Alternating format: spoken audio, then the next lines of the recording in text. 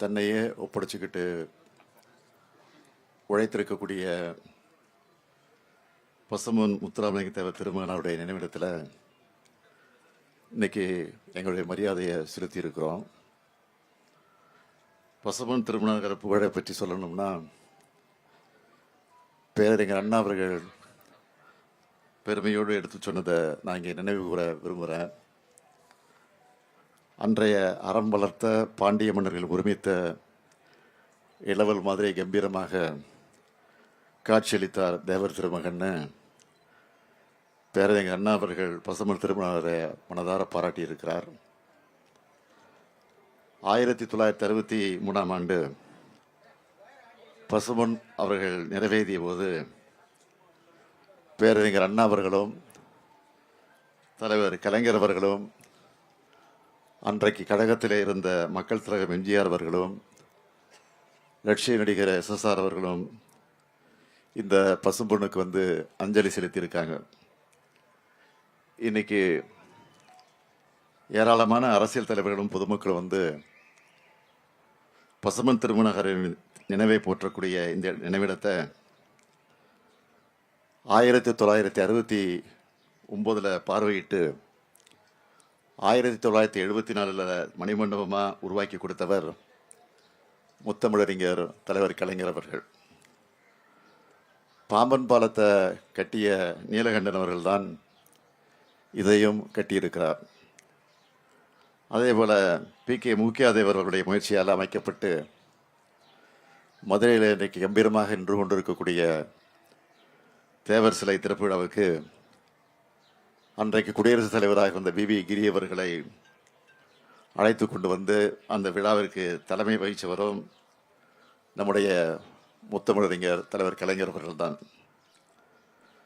பசும்பொன் திருமகனாருடைய நினைவை போற்றக்கூடிய புகழை சொல்லக்கூடிய வகையில் தலைவர் கலைஞர் அவர்கள் செய்த முன்னெடுப்புகளை தலைப்புச் செய்திகளாக சிலவற்றை மட்டும் நான் இங்கே பெருமையோடு குறிப்பிட விரும்புகிறேன். மதுரை ஆண்டாள்புரம் பாலத்துக்கு முத்துராமலிங்க தேவர் பாலம் என்று பெயர் சூட்டினார். காரைக்குடி அழகப்பா பல்கலைக்கழக அந்த பல்கலைக்கழகத்திற்கு தேவர் பெயரால் 25 லட்சம் மதிப்பிலான அறக்கட்டளையை உருவாக்கினார். 2007ஆம் ஆண்டு பசும்பொன் திருமகனாருடைய நூற்றாண்டு விழாவை மாபெரும் அரசு விழாவாக கொண்டாடினார். பசும்பொன் திருமகனார் நினைவகத்தில் அணையா விளக்கை அமைச்சது, தேவர் இல்லத்தை 10 லட்சம் ரூபாயில் புதுப்பித்தது, 9 லட்சம் ரூபாயில் நூற்றாண்டு விழா வளைவு அமைத்தது, 9 லட்சம் ரூபாயில் புகைப்பட கண்காட்சி, 4 லட்சம் ரூபாயில் நூலகம், 5 லட்சம் ரூபாயில் முடி இறக்கக்கூடிய இடம், 5 லட்சம் ரூபாயில் பால்குட மண்டபம், 5 லட்சம் ரூபாயில் முளைப்பாரி மண்டபம், நினைவகத்தை சுற்றி இருக்கக்கூடிய சாலையை கல் சாலையாக்குனது தலைவர் கலைஞர் அவர்கள். இப்படி நிறைய செய்து பெருமைப்படுத்தி இருக்கிறார். அது மட்டுமல்ல, பசும்பொன் திருமகனாருடைய நூற்றாண்டு விழாவை முன்னிட்டு பசும்பொன் கிராமத்துக்கு மட்டும் மொத்தமாக 2,05,40,000 ரூபாயில் பல்வேறு பணிகளை செஞ்சு கொடுத்தது திராவிட முன்னேற்ற கழகத்துடைய அரசு. 1989 மிகவும் பிற்படுத்தப்பட்டோர்னு புது இடஒதுக்கீடு உரிமையை உருவாக்கி கல்வி வேலைவாய்ப்பில் இந்த சமூக மக்கள் முன்னேற வாய்ப்பு ஏற்படுத்தி கொடுத்தவரும் தலைவர் கலைஞர் தான்.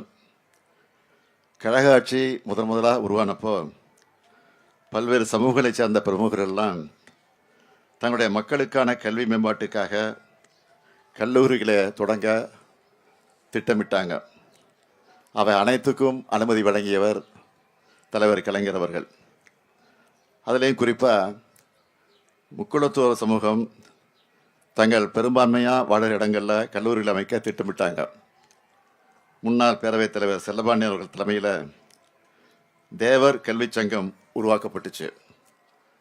அதோட சார்பில் மேல நீலிதநல்லூரில் அமைந்த பசும்பொன் தேவர் கல்லூரி அந்த கல்லூரிக்கு அனுமதி வழங்கினதோடு 44.94 ஏக்கர் நிலத்தையும் தலைவர் கலைஞர் அவர் வழங்கியிருக்கிறார்.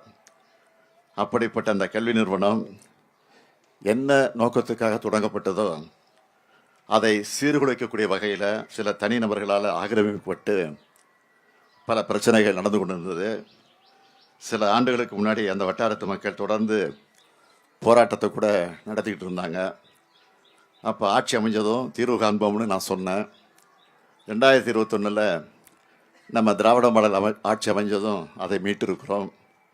இப்போது அரசு மேற்பார்வையில் அந்த கல்லூரி செயல்பட்டு கொண்டிருக்கிறது.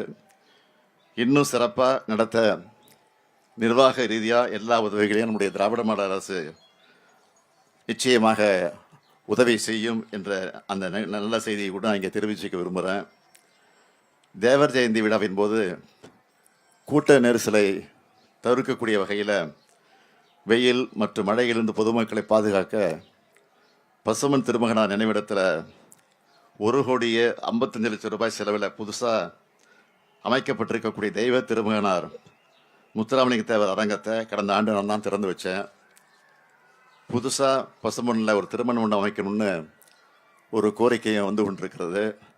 அந்த கோரிக்கையை உடனடியாக ஏற்று 3 கோடி ரூபாய் மதிப்பீட்டில் தேவர் திருமகனார் பெயரில் திருமண மண்டபம் அமைக்கப்படும் என்று இந்த நேரத்தில் நான் உறுதியளிக்கிறேன்.